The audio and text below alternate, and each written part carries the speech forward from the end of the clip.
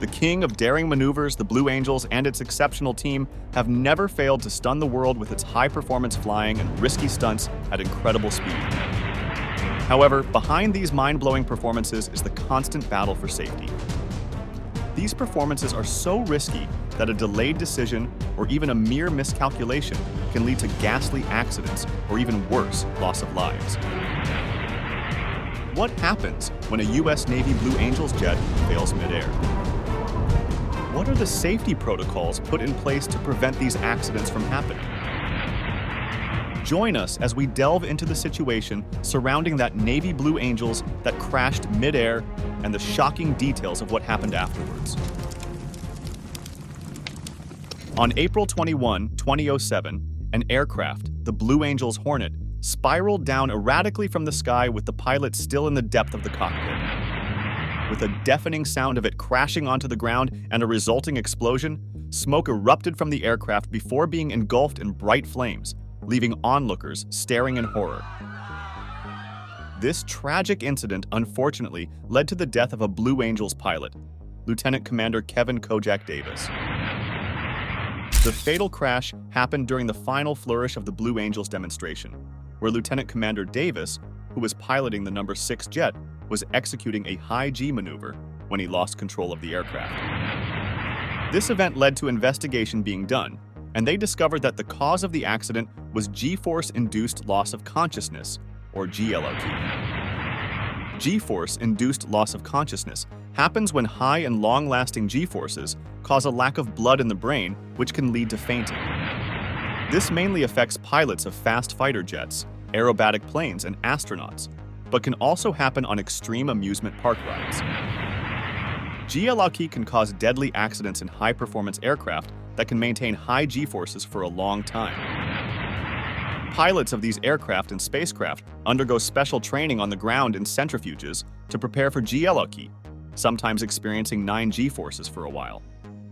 When positive G-forces increase, blood moves from the head to the feet. If the G-force is strong or lasts long, it can cause tunnel vision, where side vision is lost, but center vision is retained.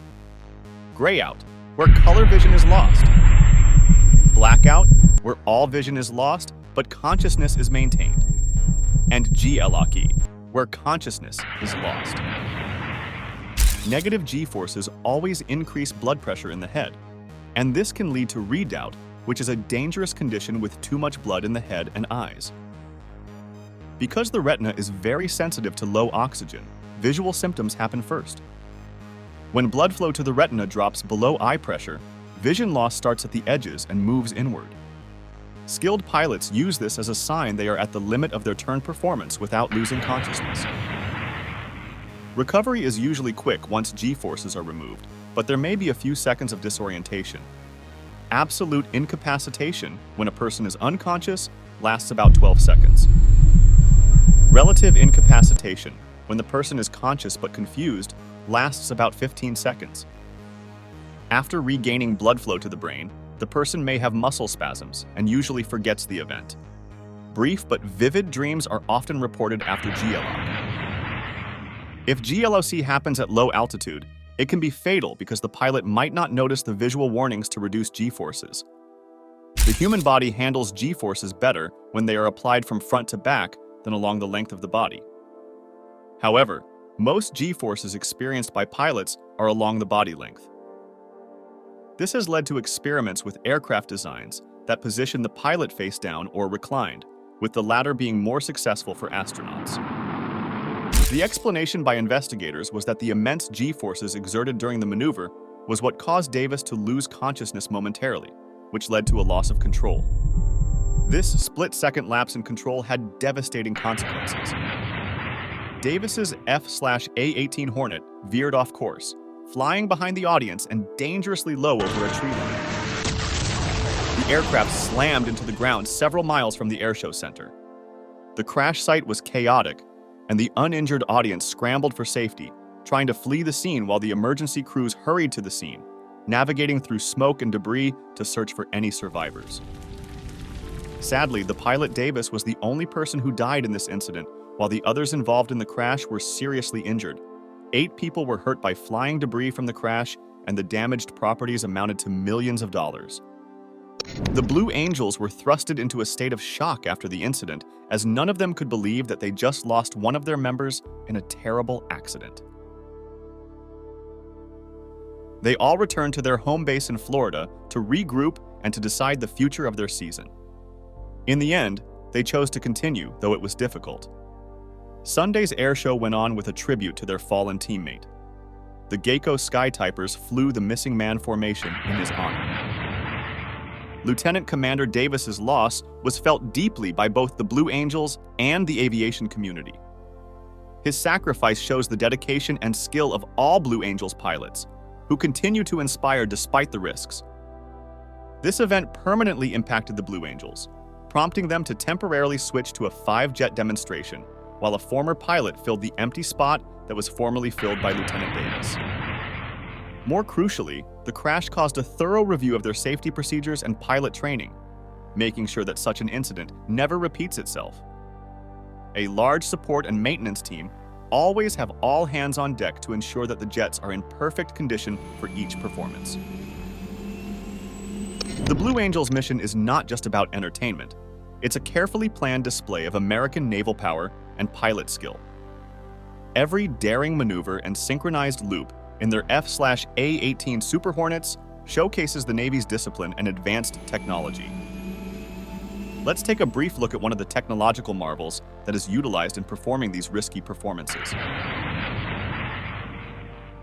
The McDonnell Douglas F/A-18 Hornet is a supersonic twin-engine combat aircraft that can operate in all weather and from aircraft carriers. It can be used for both fighting and attacking, which is why it has the FA designation.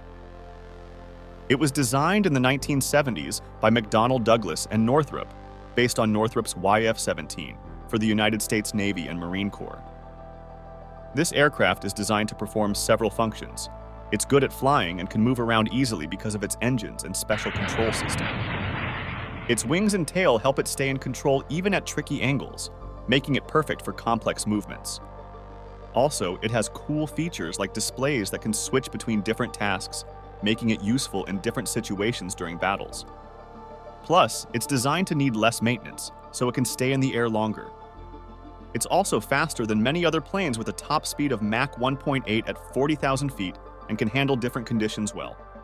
And there's a study that says having 2 people in the plane is better for tough missions. To fly such daring and entertaining maneuvers, the Blue Angels push the boundaries, flying at high speeds and experiencing G-forces that briefly redden their vision. Every maneuver is carefully planned, as even a small mistake can result in disaster. The Blue Angels are exceptional because they push their pilots to the limit physically and mentally. When they fly, the G-forces push hard on the pilots, making blood rush away from their brains. Pilots have to use special breathing and wear special suits to stay awake and focused. Besides being physically tough, pilots need to stay super focused during their performance. Flying at high speeds and doing tricky moves requires a lot of mental effort. For this, pilots have to stay super focused and be quick to react all the time. If they lose focus even for a moment, it could be really bad. So, pilots have to be totally concentrated and alert during the whole show. To get ready for flying, Blue Angels pilots spend a ton of time practicing in simulators. They do this before they actually fly in the air. They also work out a lot to get strong and tough, so they can handle all the challenges of flying at their best. However, this incident that led to the death of Lieutenant Commander Davis wasn't the first incident in history, but this one wasn't as fatal. On February 12, 1987, during a routine practice session near El Centro, California, Lieutenant Dave Anderson, the lead solo pilot, found himself facing a harrowing situation when both engines of his Hornet suddenly flamed out simultaneously. With his aircraft rapidly losing altitude and power, Lieutenant Anderson was left with no choice but to initiate the ejection sequence and escape the flaming aircraft before it claimed his life. In a crucial moment, Lieutenant Anderson had to make a quick decision. He ejected from his damaged plane, trusting his ejection seat to save him. Luckily, it worked, and he landed safely, though shaken from a near-death experience. An investigation found that the plane's engines failed due to rare factors, like a fuel system problem and bad weather. Even though they could not pinpoint the exact cause, they went ahead to review maintenance procedures to prevent similar issues. Despite the seriousness, it showed the Blue Angels' readiness for emergencies. Lieutenant Anderson's fast action and the reliable ejection seat saved him from serious harm. The incident taught the Blue Angels team to prioritize safety in everything they do. Unfortunately, this incident isn't the only one. It's not even the last. Over the course of its history, 26 pilots and 1 crew member have died in crashes. More recently, it happened again, and this time, the results were much worse than in the case of Lieutenant Dave Anderson. Something went wrong with the Marine pilot of Blue Angels Jet No. 6 on June 2, 2016. During a routine maneuver at an airshow practice, he crashed into a field. The new Navy report revealed that Captain Jeff Cuss, the opposing solo pilot, started a split-S maneuver too fast and too low. He radioed that he'd turned off his afterburners, but he hadn't. Rumors spread online that he might have gone unconscious or deliberately stayed with the jet to avoid crashing into a populated area. However, the truth is that he realized too late and couldn't eject in time. Cloudy weather, tactical mistakes, and fatigue led to the accident that killed the 32-year-old pilot in Smyrna, Tennessee. According to Mike Shoemaker, Captain Cuss was one of the best and brightest of naval aviation. His professionalism, expertise, and love of flying made him a valued member of the Blue Angels, and losing him was devastating. Cuss made a mistake by starting the split-S maneuver too fast and too low, and investigators think his other errors were likely due to fatigue. Officials are now making changes to let Blue Angels pilots opt out of flying if they don't feel ready. They are reviewing all airshow maneuvers and adjusting future schedules to allow for more rest. On the day of the crash, investigators found that Cuss had not signed off on his aircraft discrepancy book, which was unusual for him. His F/A-18C Hornet was fine, but he also forgot to enter his radar squawk code and turn on his transponder. Later, he told air traffic control he had turned off his afterburner, but he did not. The Chief of Naval Air Training report concluded that these mistakes, along with cloud cover at 3,000 feet, were the cause of the crash. Also, Comrade Johnny Gronveld also revealed that the team discussed the weather that day, but Cuss and his fellow solo pilot didn't make any formal adjustments to avoid it. Shoemaker explained that clouds at about 3,000 feet didn't affect the solo's ability to fly, but likely influenced Cuss's decision to start the split-S maneuver too low. He tried to perform a half roll and descending half loop, but since his afterburners were still on, he entered the maneuver at 182 knots instead of the recommended 125 to 135 knots. He was also 300 feet below the required altitude for the maneuver. Groneveld explained that when the pilot combined that with afterburners, it resulted in a rate of descent that he didn't recognize. Shoemaker also suggested that Cuss might have been too tired to fly that day, but felt too much pressure to admit it. Every other squadron can find a substitute pilot or execute an alternative mission, but if one of the Blue Angels pilots isn't ready, there are no other pilots to cover their position. To prevent future tragedies, Shoemaker decided that the Blue Angels need a culture change where pilots feel empowered to speak up if they don't feel ready to fly. Fellow pilots should also watch out for each other, following established procedures to take a knee if necessary. Cuss's death shocked the Navy and Marine Corps and devastated aviation and airshow fans. He was publicly mourned in his hometown of Durango, Colorado, at Naval Air Station Pensacola, Florida, and in Smyrna, where the Blue Angels canceled their appearance at the Great Tennessee Air Show. The team canceled several more appearances, returning to the sky in July with 5 jets and later adding a new number 6 pilot. The team has since made several operational changes. Immediate action items from the investigation are completed, and 5 long-term initiatives are underway. The split-S maneuver is no longer performed until further notice. Shoemaker also ordered an altitude buffer during shows, a review of airspeed requirements for maneuvers, and that weather decisions be made by the squadron boss and applied by the whole team, instead of being made separately by different pilots. Long-term changes include an annual review of training, maintenance, and culture by an F/A-18 expert, an assessment of all maneuvers and their altitudes, adjustments to schedules for more rest, early selection of new commanding officers, and standardization of winter training procedures. The Blues have 8 more shows scheduled that year before their homecoming on November 11 in Pensacola. However, one of those shows will be canceled to give the team a break. The Blue Angels, but their pilots deal with a lot of challenges, especially with the weather. They are used to flying in all sorts of conditions, like clear skies or windy weather with low visibility.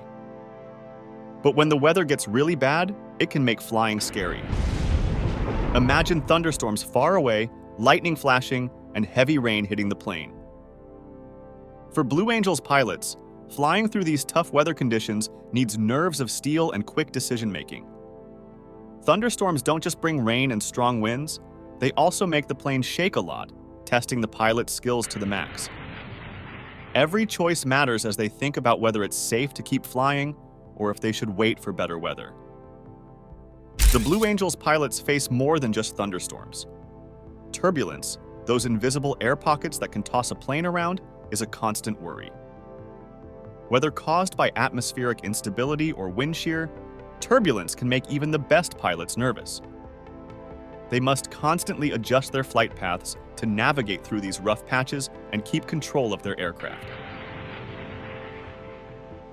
Unpredictable wind patterns also pose a challenge.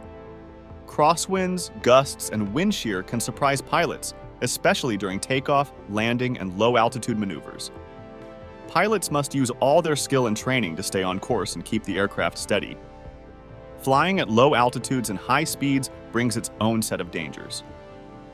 With the ground rushing by and obstacles ahead, Blue Angels pilots need to be alert for any threats. Birds are a significant risk, as a collision can cause severe damage to the aircraft and endanger lives. Pilots must watch for birds and take evasive action to avoid crashes. Foreign object debris is another hazard at low altitudes. Objects like rocks, gravel, or debris from other planes can damage engines and endanger pilots and crew. Pilots must be vigilant for any signs of FOD on the runway and during flight. Mechanical issues are another major concern. Even the best-maintained aircraft can have failures. Blue Angels pilots must be ready to handle problems like engine malfunctions or hydraulic system failures. They train extensively to respond quickly and maintain control in such situations. Imagine flying at high speed when the engine suddenly stalls. This scenario is a real possibility for Blue Angels pilots, who must act swiftly to navigate to safety. Hydraulic system failures, affecting landing gear, flight controls, and brakes, are also a risk. Pilots need to quickly assess and address these problems to maintain control. The Blue Angels follow strict emergency procedures and protocols, practicing simulated scenarios to prepare for any eventuality. These drills help pilots develop the skills and confidence to handle emergencies effectively. The Blue Angels also use advanced technology and equipment to enhance safety. Since their formation in 1946, they have continuously updated their safety measures and protocols. Before any performance, they conduct meticulous inspections and checks. Pilots perform walkarounds to examine flight control systems, instruments, communication equipment, and emergency systems like ejection seats. A dedicated team of maintenance technicians works alongside pilots to ensure the aircraft are in top condition. They review weather reports to prepare for any challenges. Before takeoff, the team gathers for a final briefing to discuss the flight path, emergency procedures, and communication protocols, ensuring everyone is prepared for any contingencies. Their pre-flight routine evolves with each performance, incorporating new lessons to enhance safety. This attention to detail and rigorous preparation allows them to perform their stunts safely. The U.S. Navy's Blue Angels prioritize safety through comprehensive measures and protocols, ensuring the well-being of pilots, crew, and spectators. From pre-flight checks to constant training, they leave nothing to chance in their pursuit of excellence and safety. Thanks for watching. While you are still here, click on the link on your screen to check out another of our videos. See you there.